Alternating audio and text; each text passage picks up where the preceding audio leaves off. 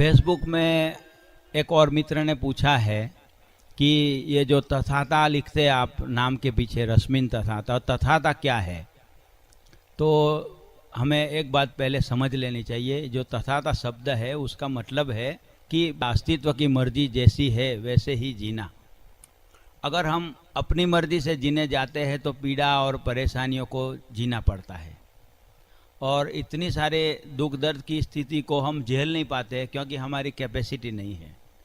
तो जो भी स्थिति सामने आए उस स्थिति का स्वीकार करते जाए और जीते जाए, और उसके सामने हम जो रिस्पॉन्स दे उससे जो जीवन बनेगा उस जीवन को तथाता लाइफ कहते हैं। ये भगवान बुद्ध का शब्द है, और ओशो ने ये बार बार ये इसके बारे में बताया है कि तथाता का मतलब है कि अस्तित्व जैसे जिलाए वैसे जीते जाना। और तथाता मेरे साथ एक ग्रुप भी है, उससे हम तथाता ग्रुप नाम देते हैं। ये तथाता ग्रुप में सारे बुद्ध पुरुष है, और ये तथाता ग्रुप के साथ बहुत सारे लोग और भी जुड़े हैं जो मेरे दोस्त हैं, मेरे साथ काम करने वाले हैं।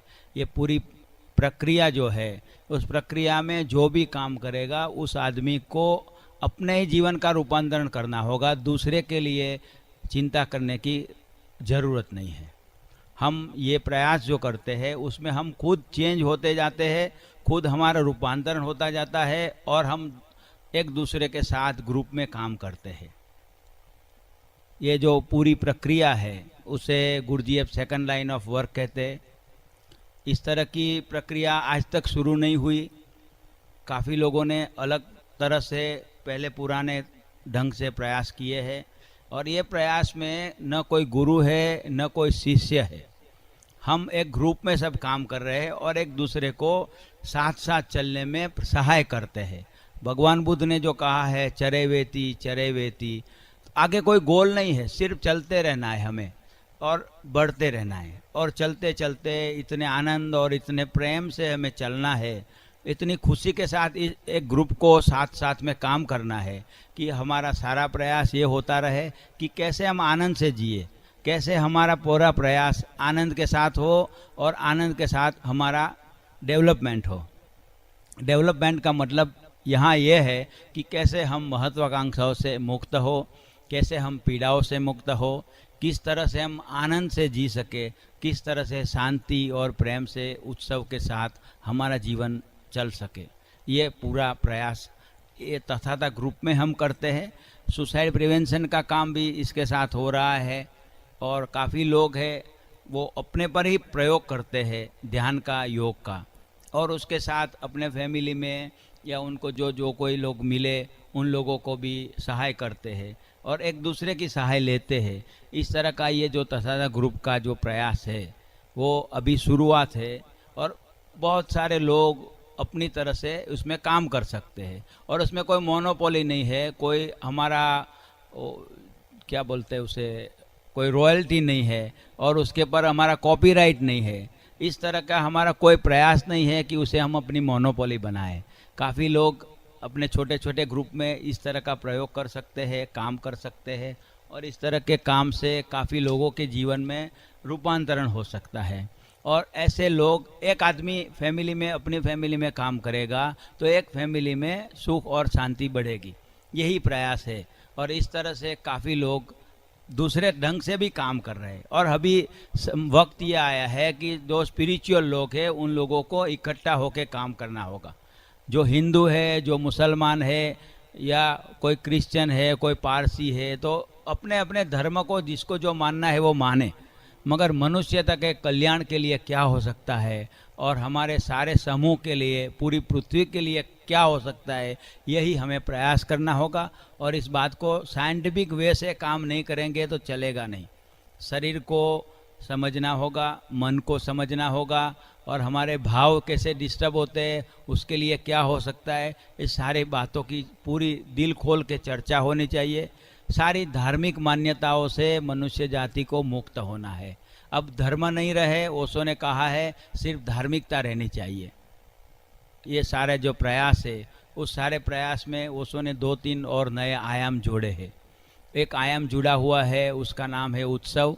सारी चीज़ उत्सव के साथ आनंद उत्सव के साथ सारी चीज़ या सारी प्रक्रिया समाप्त हो।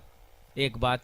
दूसरी बात यह है कि क्रिएटिविटी होनी चाहिए। हर आदमी कोई ना कोई क्रिएटिव काम करे, उसको जो इनकम का जरिया है उसके सिवा कोई एक और काम करे जिसमें उसे खुद आनंद आ रहा है और उसमें से उसके कमाई की चिंता नहीं हो।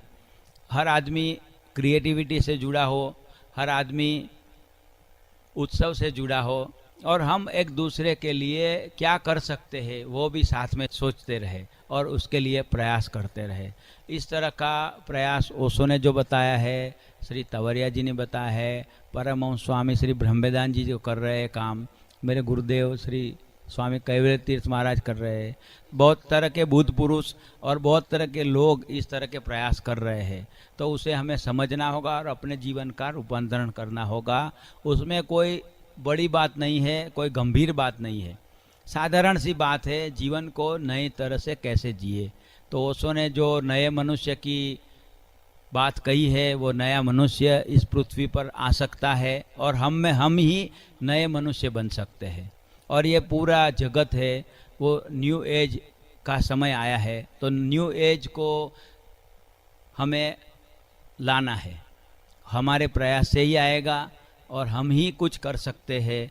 और सारी मनुष्यता को पुरानी पीड़ाओं से, पुराने दुख दर्दों से मुक्त होना है और उस मुक्ति के लिए जो जो लोग प्रयास करेंगे उनका जीवन रूपांतरण होगा।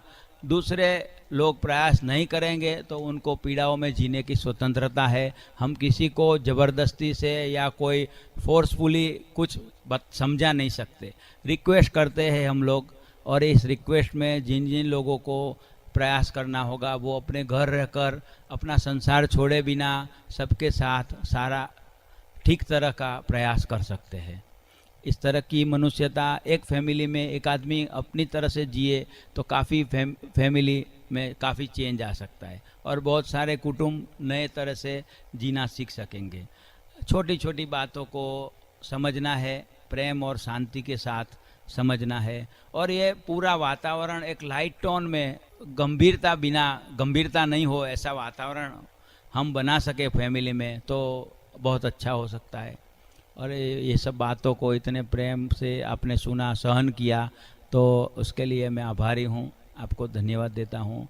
और जो जो सुनेंगे उनको जहाँ जहाँ भी सर दर्द हो उसके लिए मैं माफ़ी मांगता हूँ।